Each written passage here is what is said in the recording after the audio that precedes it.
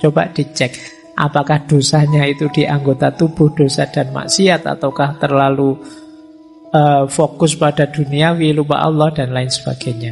Saatnya introspeksi. Mengaji hening bersama Dr. Fahrudin Faiz. Mari kita simak. Dalam hidup ini ada 5 hal yang harus kita bersihkan. Yang pertama yang jasad tadi. Ya kalau fisik sih kita membersihkan jasad, anggota tubuh dari semua najis dan hadas. Jadi kalau ini teman-teman pasti sudah bisa lah, tidak perlu dijelaskan. Membersihkan najis teman-teman tahu dan bisa, hadas juga bisa. Kan sudah bisa mandi semua kan insya Allah. Wudu juga sudah bisa. Bersih-bersih najis juga bisa. Nah ini tidak perlu kita bikin tema ngaji untuk caranya mandi. Kalian sudah bisa lah. Nah yang kedua, membersihkan anggota tubuh dari dosa dan kemaksiatan. Kalau ini lebih sulit. Gimana caranya mulut kita tidak nyinyir lagi, ngomongnya tidak yang jelek-jelek tapi yang baik-baik. Ini membersihkan mulut namanya. Kalau membersihkan mulut yang fisik pakai kumur-kumur. Tapi membersihkan mulut yang diam, kita singkirkan semua kata-kata jelek, kalimat jelek, ungkapan yang jelek. Meskipun hari ini kan mulut kita sering diwakili oleh jempol kita. Karena dunianya sudah geser ke dunia medsos. Mungkin kamu bilang, Pak, saya itu sekarang Pak, mengikuti hadis, Pak. Falyakul khairon aw liyasmut. Ngomong yang baik atau diem. Iya mulutmu diem tapi jempolmu aktif. Kalau nulis kamu nyelekit luar biasa. Bahkan kamu berani sekali kalau di medsos itu kan. Jadi maka ayo kita bersihkan juga. Jadi anggota tubuh berarti semuanya ya mulut, ya jempol, ya telinga, ya hidung, ya apa saja. Yuk kita bersihkan dari yang dosa-dosa dan maksiat. Jadi bersih-bersihnya levelnya lebih dalam meskipun menyangkut anggota tubuh. Jadi ternyata membersihkan tangan itu ya tidak sekedar cuci tangan, tapi juga membersihkan tangan dari perbuatan-perbuatan tercela. Jadi perbuatan yang menyakiti orang, menyusahkan orang misalnya. Terus ada lagi level 3, membersihkan pikiran dari yang negatif, yang merusak, yang sia-sia, yang overthinking. Minggu lalu kita membahas ini, alhamdulillah. Semoga sedikit-sedikit sudah tahu teman-teman caranya bersih-bersih pikiran. Masuk lebih dalam, ada lagi yang harus kita bersihkan, khayat kita, dimensi batin kita, jiwa kita harus bersih dari akhlak yang tercela. Akhlak tercela itu ya iri, dengki, hasut, sombong, dan lain sebagainya. Ini jauh lebih berat. Saya tidak cerita detail caranya, teman-teman pasti sudah tahu bahwa itu jelek. Ada lagi yang paling dalam, saya sebut tadi dimensi ruh, yang intinya adalah sir. Kita bersihkan dari yang selain Allah. Jadi diri kita yang paling dalam itu jadi kuncinya orientasi hidup kita. Semoga isinya hanya Allah saja. Lupa berarti saya tidak boleh bercita-cita punya istri cantik, punya suami ganteng, punya mobil mewah, punya rumah bagus, punya jabatan tinggi. Boleh. Tapi itu jangan dijadikan cita-cita final.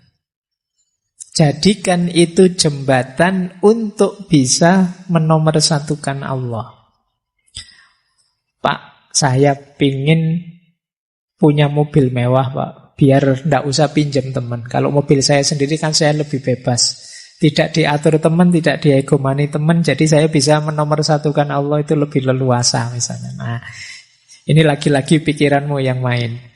Jadi niatnya tidak sekedar seneng-senengnya, tapi kita jadikan kendaraan untuk tambah dekat kepada Allah. Apapun itu. Nah, ini yang disebut membersihkan diri, membersihkan sir, hakikat paling dalam dari diri kita, dari yang selain Allah. Yang posisinya media, kita posisikan media. Yang posisinya hanya alat, hanya kita jadikan alat. Satu-satunya tujuan hanya Allah saja. Nah, ini area-area bersih-bersih diri. Dimulai dari yang paling lahiriah sampai yang paling dalam. Kalau kalian bisa lima-limanya, banggalah nanti di akhir Ramadan benar-benar Idul Fitri. Kembali fitrah. Jadi awas keliru, karena banyak yang memaknai Idul Fitri itu kembali bisa makan lagi. Makan itu kan fitrah, Pak. Enggak, maksudnya ini. Jadi di antara cara bersih-bersih itu nanti puasa. Nanti ada logiknya. Tapi kita awali dari sini dulu. Baik, saya lanjutkan lagi. Nah, kalau dalam tasawuf ada istilahnya bersih-bersih ini. Biasanya pakai istilah tazkiyatun nafs tadi. Saya melihat ada beda-beda istilah proses tazkiyatun nafs ini, tapi arahnya sama.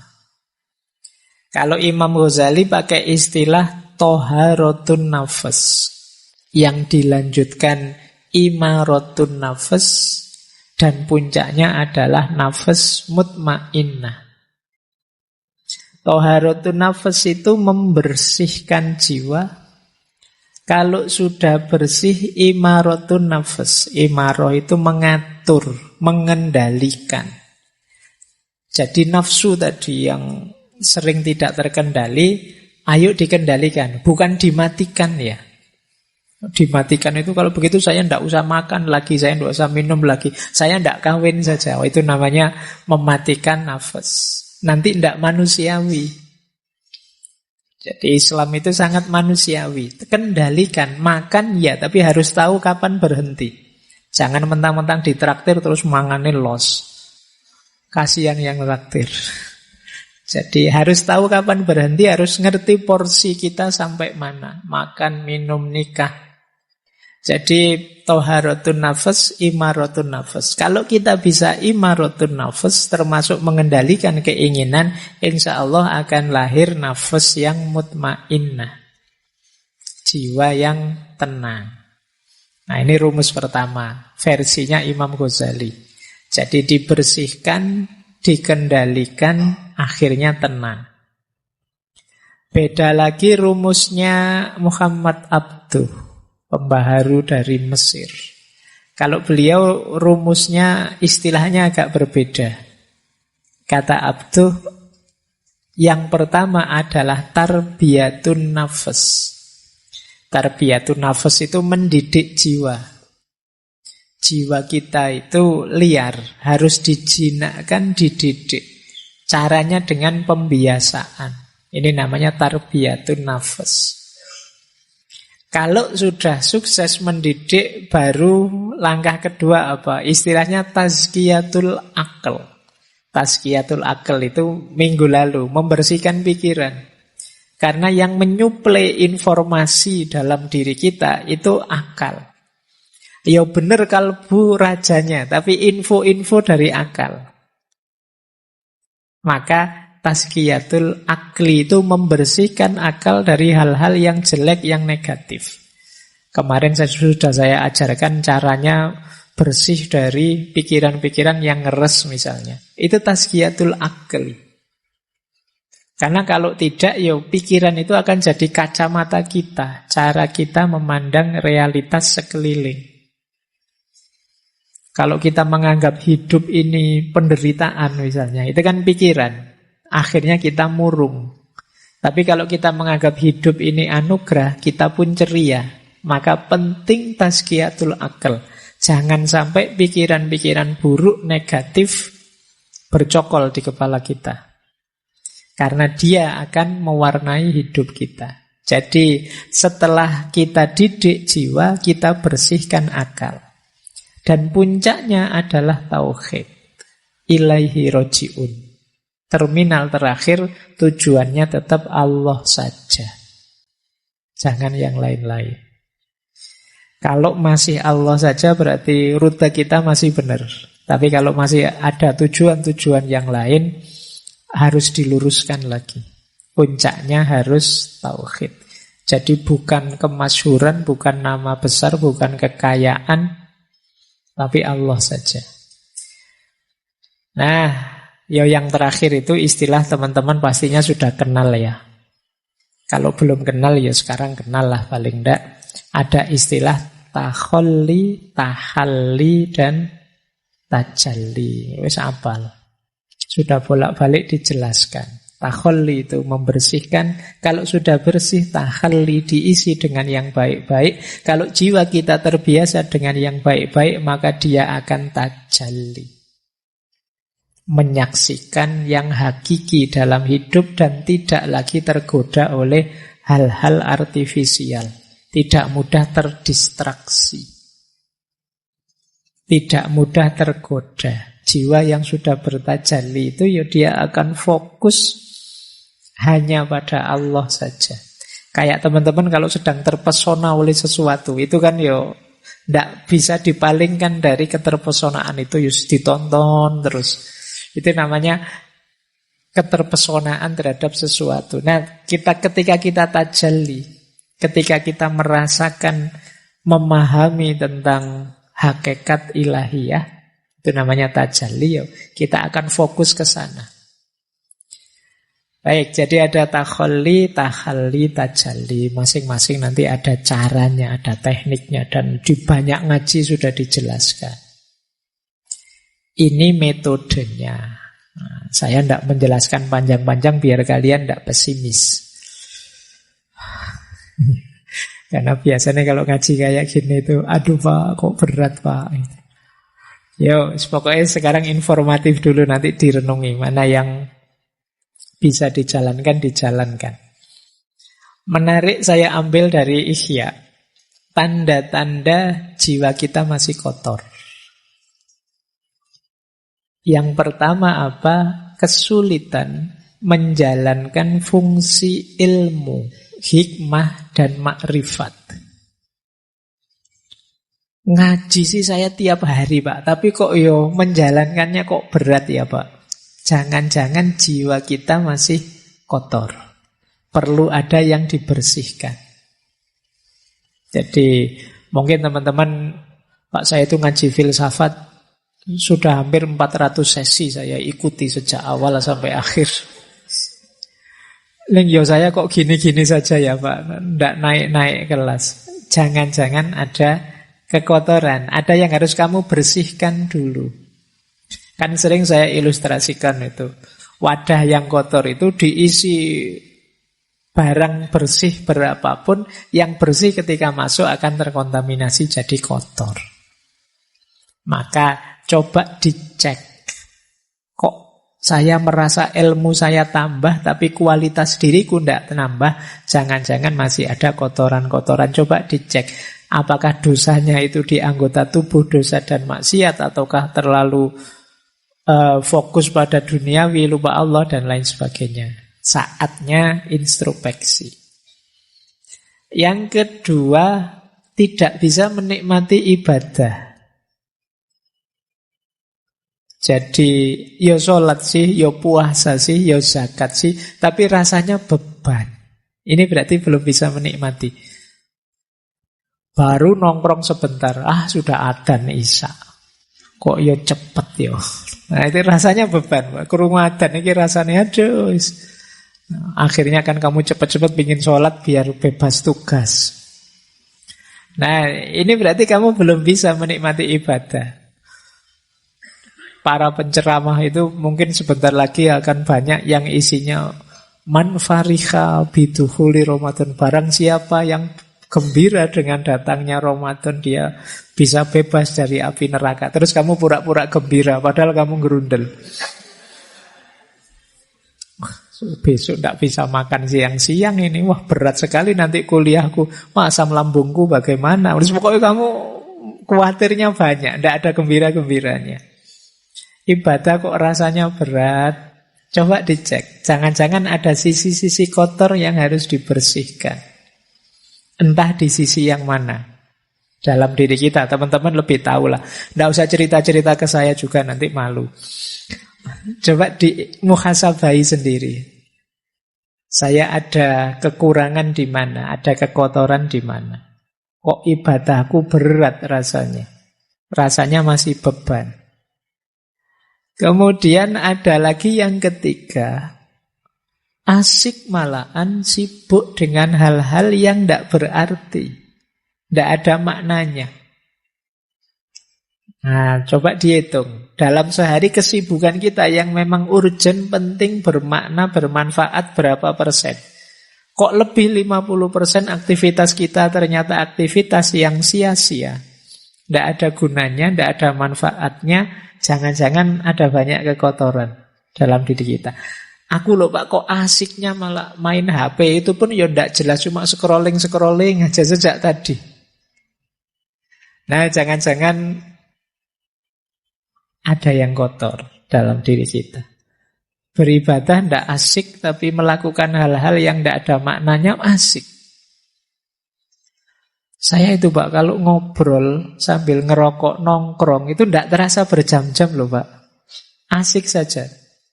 Tapi kalau sholat, mau pikir sebentar saja kok yo, rasanya berat. Subhanallah 33 kali itu rasanya kayak 3 kali. Cowopet subhanallah, subhanallah. Sudah 33. Tidak dinikmati sama sekali. Coba dicek. Jangan-jangan ada kekotoran.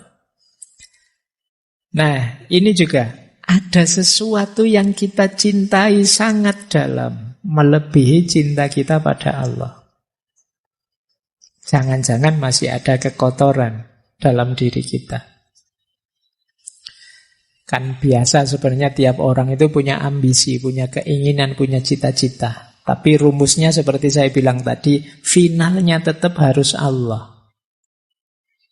Jadi Pak Opo tidak boleh mencintai sesama, mencintai yang kita cintai. Cintai saja, tapi jadikan cinta itu bagian dari cinta kita kepada Allah.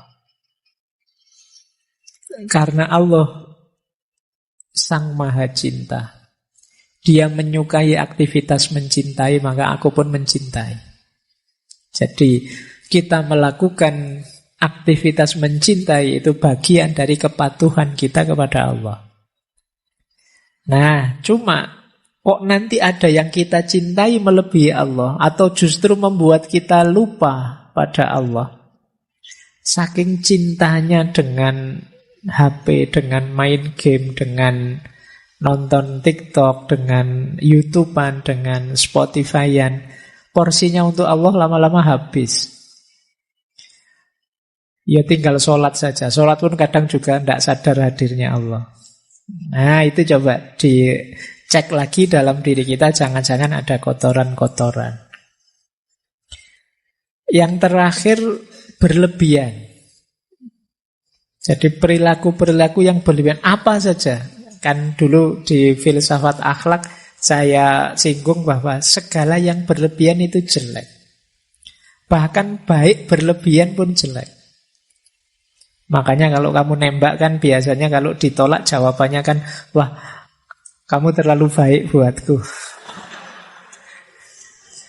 Jangan dikira terlalu baik itu positif, negatif.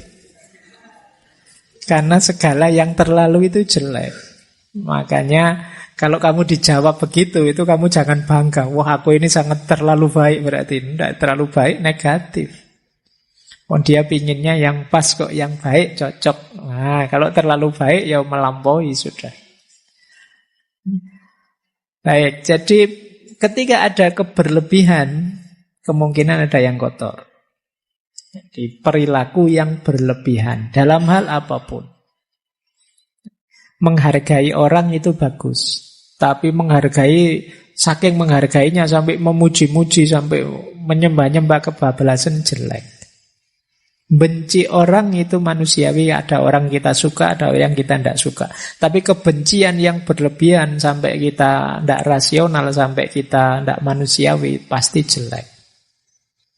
Nah, ini bahan untuk kita introspeksi. Jangan-jangan masih ada yang kotor.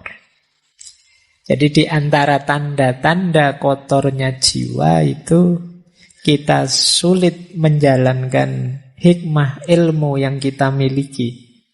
Kita berat dalam beribadah tapi asyik dalam hal-hal yang tidak bermakna.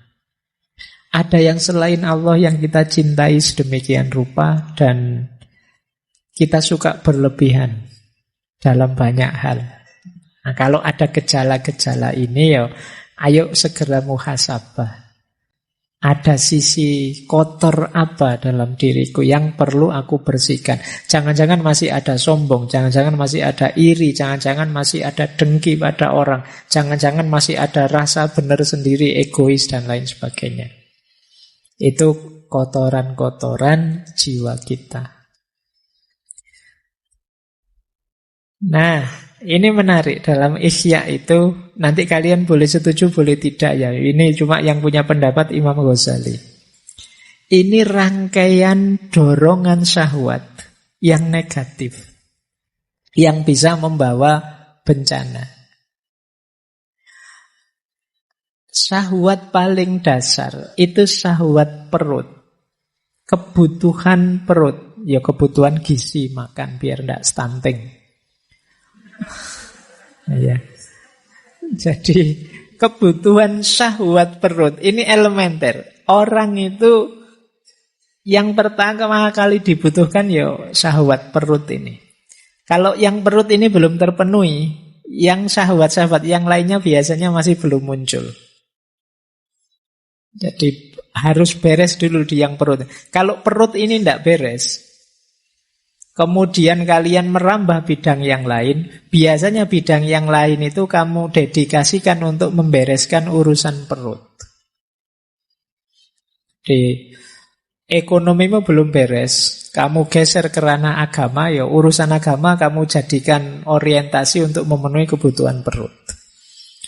Urusan perutmu belum beres, kamu melakukan aktivitas kebaikan sosial, itu biasanya diam-diam tidak sadar kebaikan sosial itu kamu dedikasikan untuk memenuhi kebutuhan perutmu. Maka syahwat paling dasar itu syahwat perut.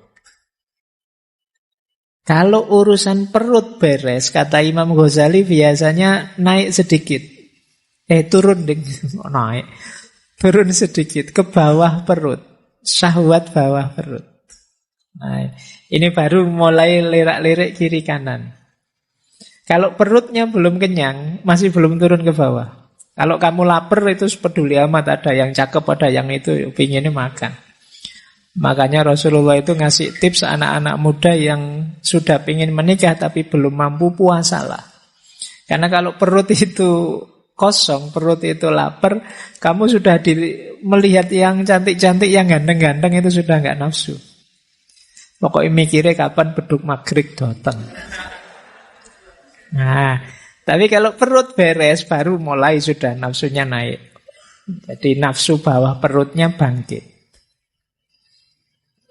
Kalau yang kedua ini juga terpenuhi, biasanya terus naik juga satu level lagi, muncul syahwat tentang harta dan kedudukan. Jadi mulai mikir status, mulai mikir kepemilikan. Aku harus kaya, aku harus berkedudukan.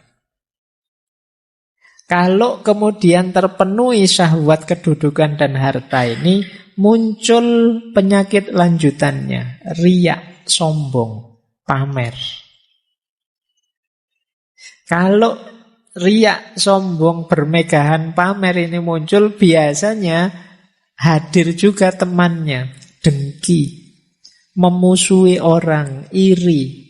Karena ada orang lain yang juga seperti itu, punya status yang tinggi juga, punya kedudukan yang tinggi juga, terus kita jadinya iri. Tadinya ingin sombong, bermegahan, kok ya saingannya banyak.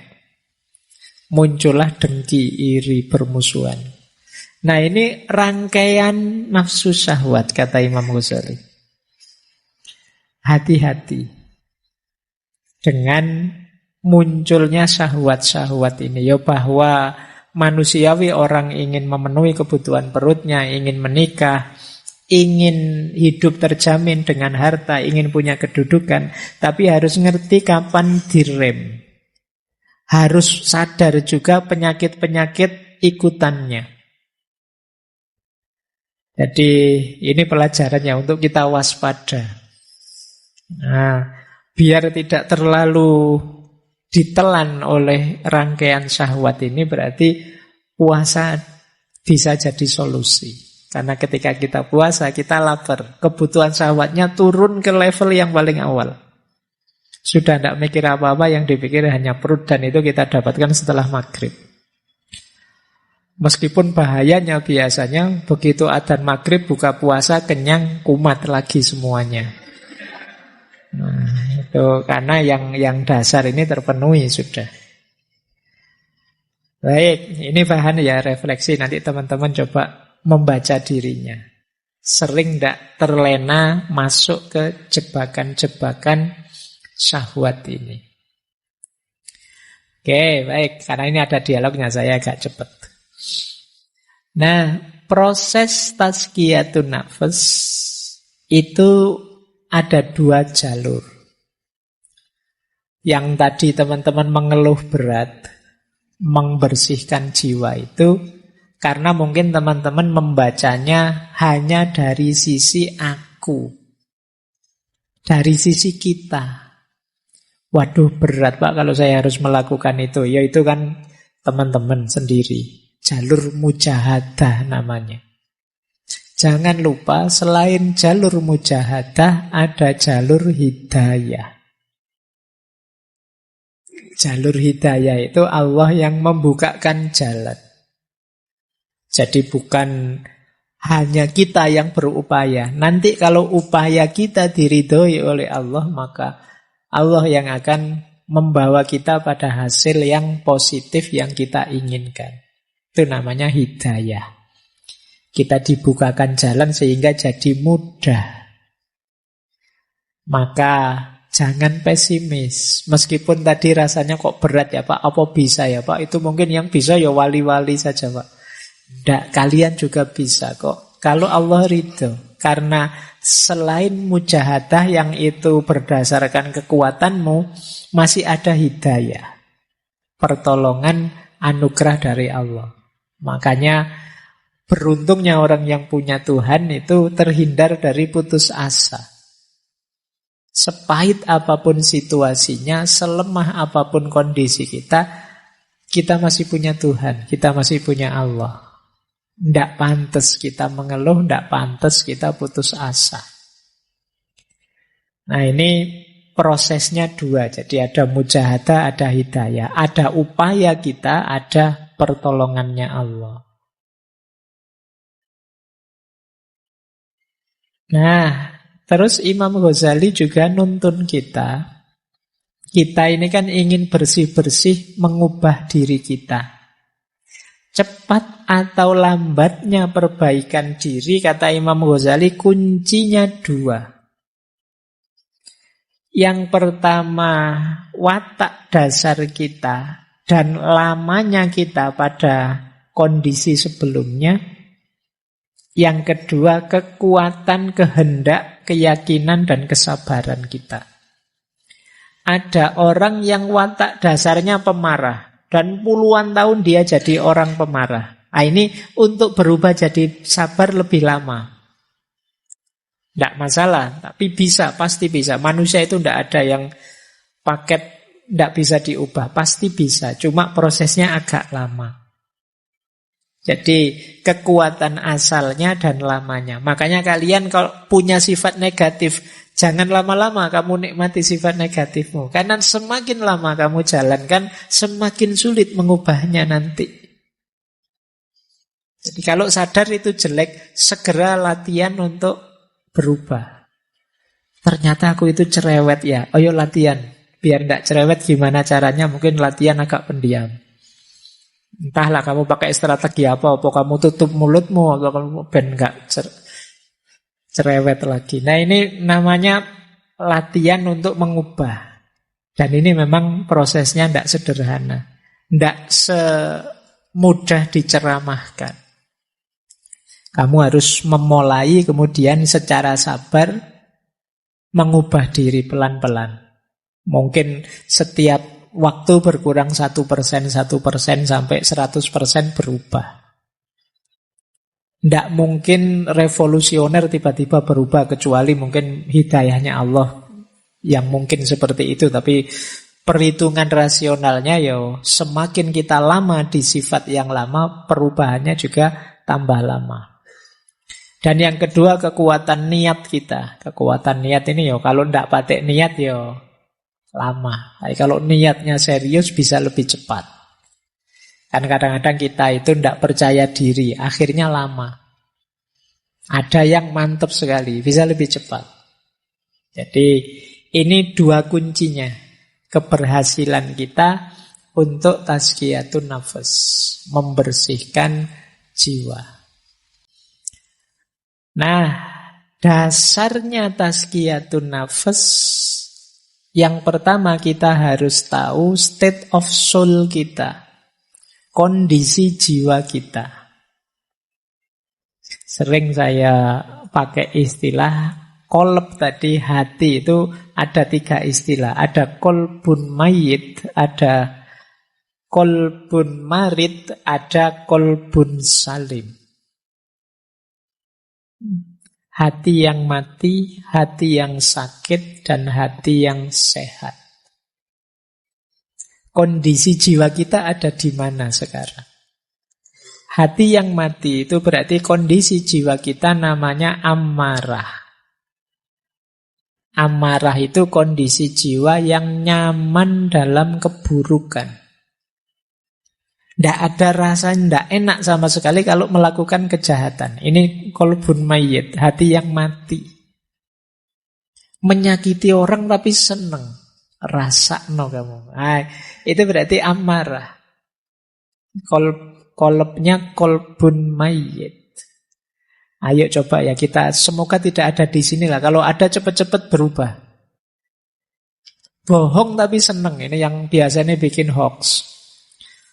Bikin berita palsu, terus banyak orang ketipu. Terus seneng. Wah, ternyata hoaxku sukses loh ya. Nggak ada menyesal-menyesalnya sama sekali. Jangan-jangan hatimu sudah mati. Melakukan kejahatan kok seneng. Melakukan dosa kok bangga. Nah, ini berarti kita ada di level amarah.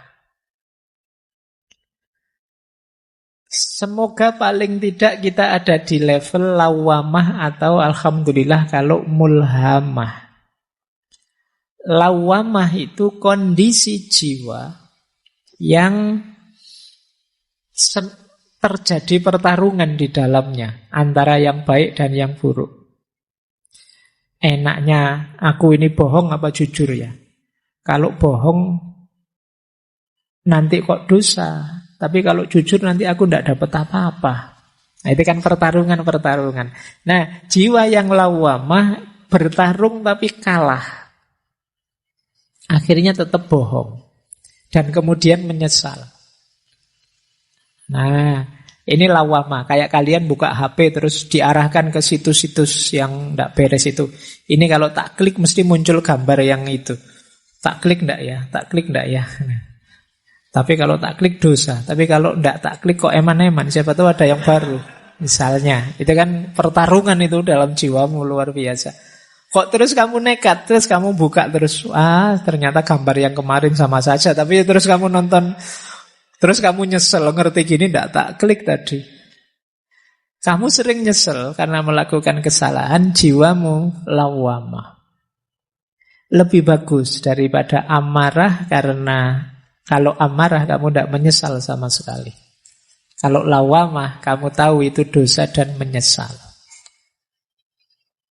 Alhamdulillah kalau sudah mulhamah. Mulhamah itu satu akar kata dari alhama yulhimu ilhaman. Dianugerahi oleh Allah ilham untuk milih kebaikan. Pertarungan ya, terjadi pertarungan. Milih yang benar apa yang salah dan kamu milih yang benar. Ini berarti kondisi jiwa yang mulhamah. Lebih positif.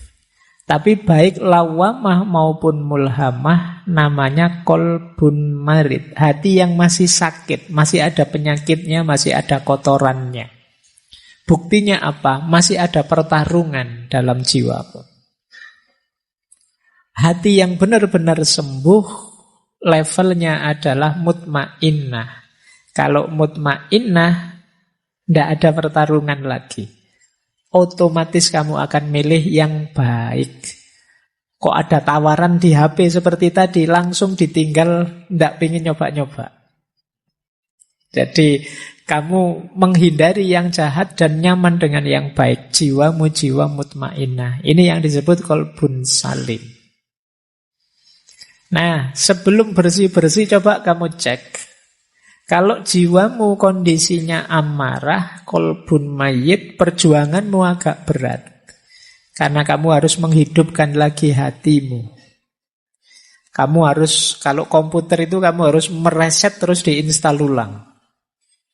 Tidak bisa tiba-tiba ditambahi perbuatan-perbuatan atau cuma di uninstall beberapa softwarenya. Ini mungkin install total, itu harus dibuang semua, isinya diganti yang baru. Dan ini berat. Kalau kamu ada di kolbun marid, hati yang sakit karena masih ada kotoran-kotoran sedikit-sedikit, nah di sini tazkiyatun nafas yang tadi kita sampaikan bisa dipakai tips-tipsnya. Alhamdulillah kalau sudah mutmainnah. Kalau sudah mutmainnah tinggal menjaga istiqomahnya. Nah, jadi dasarnya ini ya, nanti coba dicek. Wah, saya sudah istiqomah Pak. Ya Alhamdulillah, meskipun aku tidak percaya. Ya, coba lah kamu cek sendiri nanti. Kalau masih ada kotoran-kotoran, ayo dibersihkan. Baik, saya lanjut lagi. Ini strategi yang disampaikan oleh Imam Ghazali dalam Ihya. Untuk melakukan tazkiyatun nafas, jalannya 3. Yang pertama ilmu dan keyakinan, yang kedua riyadhah, dan yang ketiga mujahadah. Masing-masing ulama nanti punya tips, punya jalan sendiri-sendiri. Kalau ini saya ambil dari Ihya. Yang pertama apa? Ilmu. Tentu saja harus tahu ilmunya. Makanya malam hari ini itu kita konteksnya konteks ilmunya masihan. Kita belajar bagaimana tazkiyatun nafas yang pas, yang cocok, yang benar, yang sesuai. Jangan sampai kita ingin bersih-bersih malah mengotori. Mungkin karena sapunya tidak cocok. Nah, di sini perlunya ilmu. Kalau sudah dapat ilmunya, mantaplah, yakinlah. Kalau masih ragu-ragu, kalau masih belum yakin, ya agak berat. Apa-apa itu kalau setengah-setengah, yakinnya kan tidak maksimal. Jadi kalau sudah dapat ilmunya, yakinlah, baru kemudian riyadhah. Riyadhah itu makna letternya sebenarnya latihan. Nah, Imam Ghazali mengutip gagasannya, ada banyak yang dikutip. Saya ambil 2, Yahya bin Mu'az Ar-Razi dan Sufi besar Sahal Al-Tustari. Kalau riyadhah versi Syekh Yahya bin Mu'az Ar-Razi, yang dilakukan apa? Menjaga makanan, menahan mata, mengendalikan mulut, dan pemaaf. Jadi menjaga makanan berarti ya puasa lebih simpel. Atau makan jangan berlebihan. Kemudian tidur juga jangan berlebihan. Menahan mata. Kemudian mengendalikan mulut. Dan pemaaf. Jadi kata Syekh Yahya bin Mu'az ini, strategi-strategi ini efektif untuk detok, membersihkan kotoran-kotoran kolbu. Kalau Syekh Sahal mirip saja, mengempiskan perut, menyedikitkan tidur malam, tidak banyak bicara dan menjauh dari manusia. Kenapa harus menjauh dari manusia? Ya, karena godaan paling berat itu manusia. Godaan dari makanan saja mungkin tidak terlalu menggoda, tapi begitu ada manusianya yang bareng makanan itu bisa sangat menggoda. Kamu puasa, ada es teh di depanmu sak gelas, itu biasa. Tapi begitu ada orang minum es teh di depanmu, itu kan rasanya beda. Jadi ya agak jauh lah. Manusia itu memang makhluk penggoda yang luar biasa. Jadi kata para sufi, yo, agak menjauh sebentar. Ya mungkin semacam uzlah atau yang agak berat namanya kholwat. Dalam rangka apa? Bersih-bersih dulu. Nanti kalau sudah bersih, terjun sudah tidak mudah terpengaruh lagi. Ini namanya riyadhah. Riyadhah itu latihan. Ya memang kalau latihan itu berat. Tapi kalau tidak dilatih, kita tidak tangguh. Maka ya memang harus siap ada pengorbanan-pengorbanan. Mengorbankan waktu, tenaga, mengorbankan biaya mungkin dan lain sebagainya. Tapi harus mau latihan. Tidak senang-senang saja, tidak bisa. Pak, saya ingin tasfiyatun nafas tapi jalur santai gitu loh Pak. Yang senang-senang yang itu ya. Ya tidak jadi tasfiyatun nafas nanti. Nah kalau riyadhah bisa kita jalankan, harus diimbangi juga dengan mujahadah. Kalau mujahadah itu azam yang kuat, amal baik diperbanyak, sabar dan istiqomah. Niatnya yang kuat, diisi lebih banyak amal baik, kemudian sabar serta istiqomah. Jadi ilmu, keyakinan, riyadhah dan mujahadah. Ini tips untuk tazkiyatun nafas dari kitab Ihya Ulumuddin. Terima kasih sudah menyimak. Semoga channel Mengaji Hening bersama Dr. Fahruddin Faiz selalu bisa memberikan ilmu, motivasi, dan kebermanfaatan. Salam sehat dan bahagia.